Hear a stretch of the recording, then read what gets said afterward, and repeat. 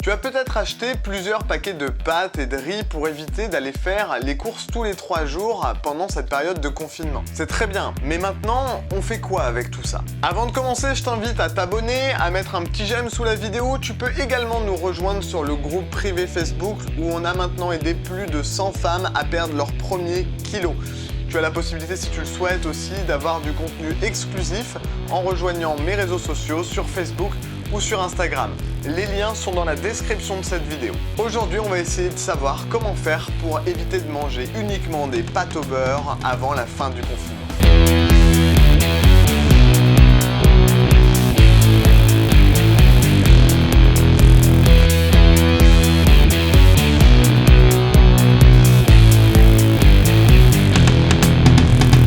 Alors qu'est-ce qu'on fait de tout ce stock de sucre lent? On va quand même pas les manger nature. Première astuce, on peut se faire des sauces avec des légumes. Comme on a le temps en ce moment avec le confinement, l'idéal c'est de faire sa sauce soi-même. Puisque dans les sauces industrielles, en plus des conservateurs et des différents produits chimiques que tu peux y retrouver, ils vont également y mettre pas mal de sucres ajoutés qui ne sont pas forcément nécessaires. Tu peux par exemple faire une sauce à base de pulpe de tomates et y ajouter des courgettes, des aubergines, des poivrons et des oignons. Au vu de la situation sanitaire actuelle, il est conseillé de laisser ces courses pendant un petit moment avant de les consommer. Il te suffit simplement de laisser les aliments un petit peu de côté avant de les manger, pas besoin de les laver à l'eau de javel ou avec des produits chimiques. Au contraire, c'est même plutôt déconseillé. Mais bon. Au bout d'à peu près 3 jours, normalement c'est bon, tu peux te servir. Pour les pâtes, il y a un truc auquel on ne pense pas assez.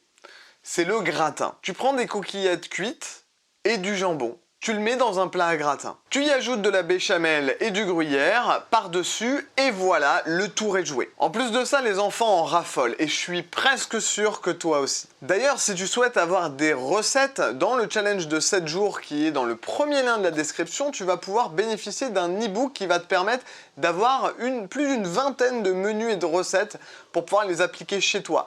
Pendant ce confinement, on a le temps, alors autant en profiter. Il te suffit de cliquer sur le premier lien dans la description et c'est parti pour le challenge de 7 jours. Une autre technique qui marche pas mal avec les pâtes, le riz ou les pommes de terre, c'est de faire des salades. Je vais te donner 3 recettes, une par ingrédient.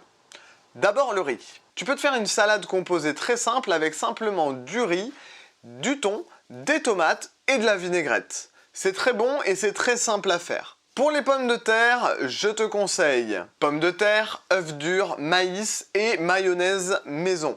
C'est également assez simple à faire. Et pour les pâtes, tu peux y ajouter du pesto, des tomates, du jambon de Parme et de la mozzarella. Une autre petite astuce pour les pommes de terre, tu peux les faire au barbecue si tu as la chance d'avoir un jardin. Il te suffit pour ça simplement de bien les emballer dans un papier aluminium et de les mettre directement dans le barbecue. Si tu n'en as pas, tu peux très bien également faire la même chose dans ton four.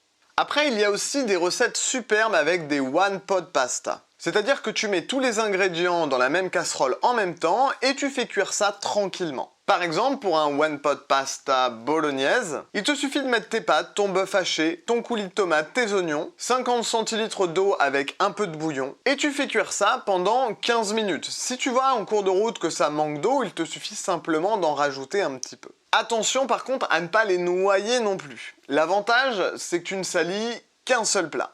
Pour finir, dernier petit conseil, le mélange riz-lentilles est excellent pour un apport de fer. Ma petite recette à moi, c'est de faire un mélange de lentilles corail, coco et curry. Tu le sers avec du riz basmati et c'est hyper bon et ça tient bien au corps. J'espère que j'ai pu te donner quelques idées pour pouvoir faire des bons petits plats. Si tu en veux davantage, n'hésite pas à réserver ton challenge de 7 jours. À l'intérieur, tu vas pouvoir y avoir plus d'une vingtaine de menus et de recettes. Mais pas seulement, on a également un programme sportif à l'intérieur de 1 mois pour les femmes qui souhaitent perdre du poids. On aura un bilan ensemble, on aura plein de petites astuces et conseils avec des tests sportifs qui vont te permettre de te lancer dans ta perte de poids, de perdre tes premiers kilos et de te sentir enfin totalement libre et à l'aise avec ton corps. Pour ça, il te suffit de cliquer sur le premier lien dans la description de cette vidéo. À très vite, ciao!